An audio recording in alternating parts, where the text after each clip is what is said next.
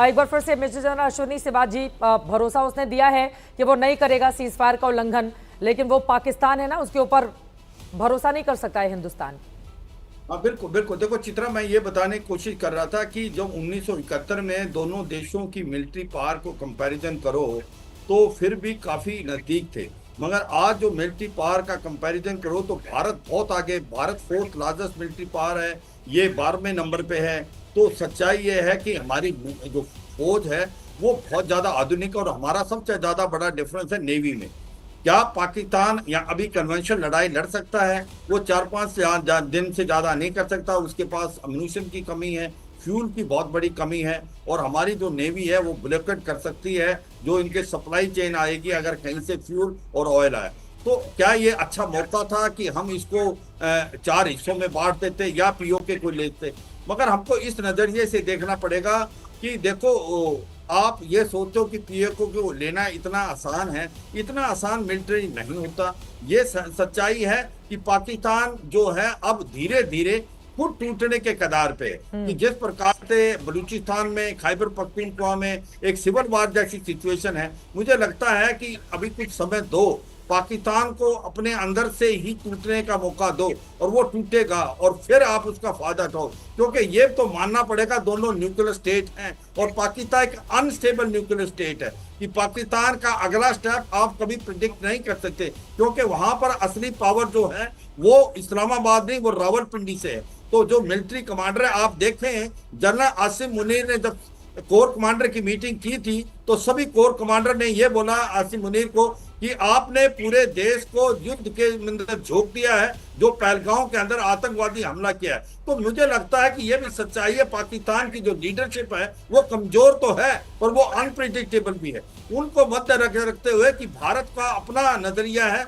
2047 में economic develop country बनना, उसके लिए हमें अपनी इकोनॉमी पर ध्यान देना है। हमने जो मैसेज पास करना था वो बड़े साफ सुथरे शब्दों में पाकिस्तान को बता दिया है कि any terror act will be considered as an war. तो मुझे लगता है पाकिस्तान को ये बात है समझ आ गई है, और अब थोड़ा सा टाइम दो।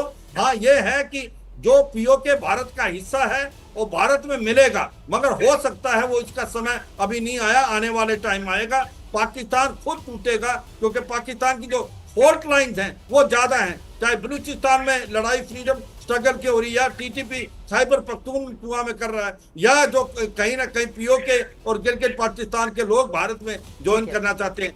हम अपने हाथ क्यों लाल करें? बिल्कुल। टाइम दो। हमारे पास आखिरी का थोड़ा सा वक्त बचा है, 2 मेहमानों से बिल्कुल टिप्पणी नहीं हो पाई है। जल्दी से नितिन कोहली जी आपके पास आते हुए, दीपक बोहरा जी उसके बाद आपके पास आते हुए नितिन कोहली जी। लेकिन देश के भीतर भी बार बार पूछा जा रहा है सीज फायर क्यों किया, तो इसका जवाब कैसे दिया जाएगा? थैंक यू चित्रा जी, आप काफी देर से आई हैं, बस 1 मिनट दीजिए मुझे प्लीज। 2-3 पॉइंट शॉर्ट में बता दूंगा मैं। देखिए, इससे चाइना को ये बहुत ज्यादा सूट करेगा कि हम लड़ाई में इन्वॉल्व हो जाएं। जब बांग्लादेश उल्टे सीधे स्टेटमेंट दे रहा था तब भी वेस्टर्न डीप स्टेट चाहता था कि इंडिया को किस तरह से लड़ाई में लगाया जाए, लेकिन एक सैनिक में और टेररिस्ट में यही फर्क होता है, दोनों को गोली चलानी आती है, लेकिन सैनिक को पता होता है कि गोली कब रोकनी है, कब ट्रिगर पे हाथ नहीं देना। तो ये एक बड़ा सही स्टेज है कि हमें अपना एम अचीव करके अभी हम रुक गए हैं, ताकि हम अपना इकोनॉमी की तरफ फोकस करें, और ये अपने आप टूटेगा, ये अंडा अंदर से फूटेगा। आज भी बीएलएन ने 51 लोकेशन पर अटैक किया है, और पीओके और जो बाकी चीजें हैं, ये जो टीटीपी कर रही है, मैं अभी डिटेल में नहीं जाऊंगा, हम इसको टूटने की वेट करें और इसको सपोर्ट करें। एक और चीज देखिए, ऑप सिंदूर खत्म नहीं हुआ है, पानी अभी पानी का जो टैप ऑन टैप ऑफ चलता रहेगा, वो हमारे हाथ में है। ट्रेड उनके साथ हमने खत्म कर दिया है, इकोनॉमी उनकी नीचे लेकर के आनी है, तो ये अपने आप आस्ता आस्ता तोड़ा जाएगा और हम अपने रास्ते पर चलते रहेंगे। दूसरा, एक न्यूक्लियर के बारे में जो बात हो रही थी, मैं 1-2 बातें बताना चाह रहा हूँ न्यूक्लियर की। किसी को ऑफिशियली पता नहीं है कि न्यूक्लियर हुआ या नहीं हुआ, लेकिन जो कल बॉम्ब एक तो किराना में गिरे हैं जहाँ पे उनका न्यूक्लियर स्टोरेज था, और दूसरा जो जकोबाबाद के पास एक है चगाई हिल्स, वहां पर गिरे हैं, वहां भी उनका न्यूक्लियर स्टोरेज था। 2 कल अर्थक्वेक हुए हैं एक ही समय पर, एक ही उसके तकरीबन रिक्टर स्केल के 4 पॉइंट समथिंग के, दोनों एक साथ हुए हैं। ये कोई नेचुरल फिनोमिना नहीं है। उसके बाद यूएसए की एनर्जी के जो एक्सपर्ट्स हैं वहां पर आ गए हैं। अब वो क्या करने आए हैं, हो सकते, देखो there is something called nuclear cock off, मतलब उसमें वो एकदम पूरा फटता नहीं है, रेडिएशन नहीं होता। भारत की वो सेना चीज- ने आज कहा हमने किराना हिल्स पर हमला नहीं किया है, किराना हिल्स में पाकिस्तानी न्यूक्लियर साइट की जानकारी नहीं है। लेकिन आप जो बातें कह रहे हैं, देखिए धुआं उठ रहा है तो पीछे बात जरूर होगी, अर्थक्वेक उस तो पर आए हैं, डिटेल में तो- हमें इंतजार करना होगा। वक्त हमारे पास बहुत कम है सर। दीपक बोहरा जी के पास मैं नहीं जा पाई थी। दीपक बोहरा जी, पाकिस्तान को तो समझ आ गया है, लेकिन अपने देश के भीतर सोशल मीडिया पर जो लोग बैठे हुए हैं उनको कैसे संतुष्ट करेंगे आप लोग? जल्दी से दीपक जी। वो मैम, सब समझने वाले समझ गए, जो ना समझे वो अनाड़ी है। अभी मेजर जनरल कोहली साहब ने जो कहा है, sir entirely in agreement, my own group has just asked a question. मेरा काम है चिंगारी लगाना, आप जवाब दीजिएगा।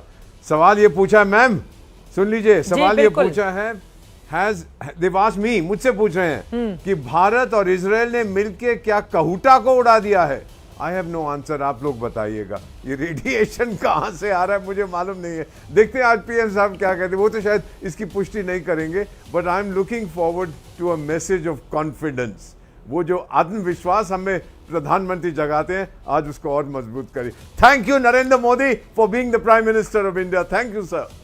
और नरेंद्र मोदी से ये जो बड़ी उम्मीदें हैं वो खुद उनकी ओर से बार बार चुनाव जीतकर पूरी भी की जा रही हैं। लेकिन आज रात 8 बजे अपने संबोधन के जरिए प्रधानमंत्री देश को क्या संदेश देंगे और सबसे ज्यादा जरूरी है पाकिस्तान को क्या सबक सिखाएंगे।